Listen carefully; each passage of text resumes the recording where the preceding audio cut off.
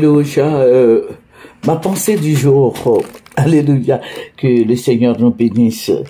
Voilà, la parole de Dieu dit, c'est pourquoi l'homme quittera son père et sa mère et s'attachera à sa femme, et les deux deviendront une seule chair. Ainsi, ils ne sont plus deux, mais ils sont une seule chair. Que l'homme donc ne sépare pas ce que Dieu a joint. Alléluia, Matthieu 19, versets 4 à 6.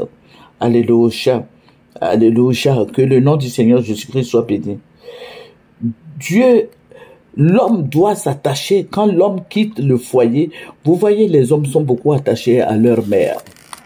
Voilà, donc quand il quitte chez ses parents, il se marie, il doit s'attacher forcément à sa femme. Parce que cette femme-là va représenter sa maman pour lui dans le foyer. Alléluia. Cette femme-là, qu'il a épousée là, va représenter la maman de cet homme-là dans le foyer. Ainsi, ils seront une seule chair maintenant. Alléluia. Là, on va dans le livre de Genèse 2, verset 24. Alléluia. Donc, tu vas t'attacher, toi, homme là, tu vas t'attacher à ta femme et vous allez devenir une seule chair. Une seule chair, ça veut dire que ça, là, l'argent, bon, je parle d'argent parce que c'est ce qui est d'actualité. Là, ça, là, ce sont mes 10 francs. Là, c'est 10 francs, là, monsieur, ou bien, ça, là, c'est la pommade du monsieur, ou bien la pommade de madame, et c'est mon savon. Non, il n'y a plus ça. Parce que vous êtes unis dans le foyer. Mais je vais dire quelque chose. Parce qu'il y en a beaucoup de gens qui me posent des questions. Maman, comment tu conçois que une femme qui rentre dans un foyer ne s'est jamais séparée de ses parents? Au fait, la séparation, ce n'est pas comme quoi les parents sont morts, il a oublié ses parents, non. Mais de la manière dont tu vas prendre ton homme là, toi tu vas prendre ton homme là, tu vas l'attraper comme sa mère. Vous voyez, les hommes, tous les hommes sur cette terre-là sont beaucoup accrochés à leur maman. Donc, toi, tu viens dans le foyer et tu te comportes en rival avec ta belle-mère. Il faut dire que ça marchera pas. La belle-mère ouvre son cœur quand elle voit que tu attrapes bien son fils.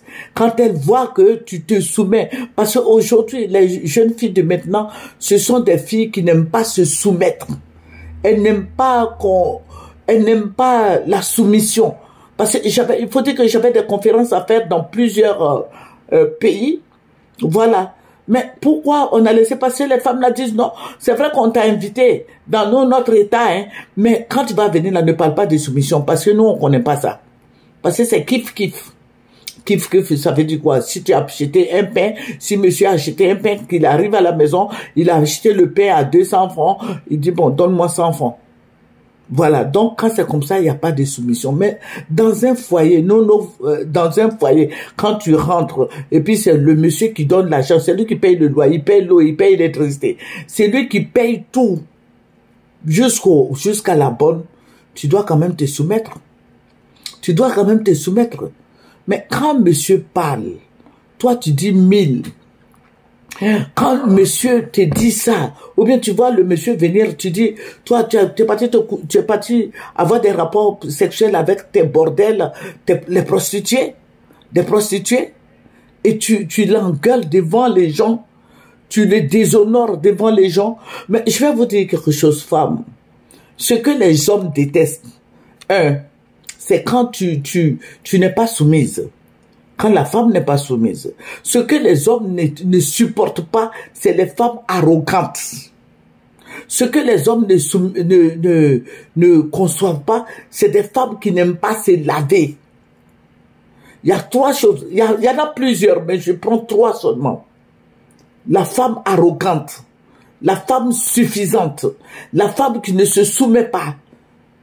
La femme qui détruit l'image de son mari, qui insulte son mari copieusement, comme il le faut, comme il se doit.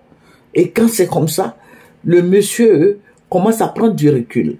Il s'est dit quoi? Qu'il y a une lionne dans ma maison.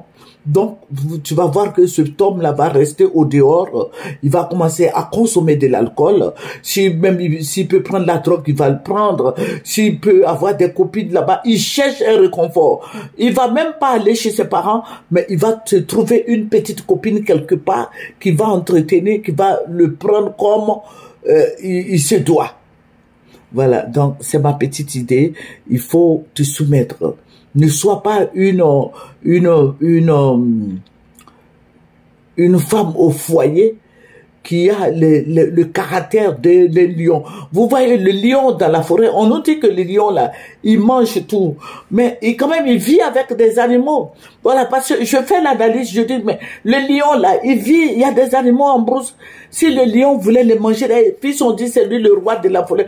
Le lion pouvait manger tous les animaux de la forêt, on n'allait même pas trouver quelque chose là-bas. Mais malgré qu'il soit lion, mais il a de la sagesse. Il connaît ses limites.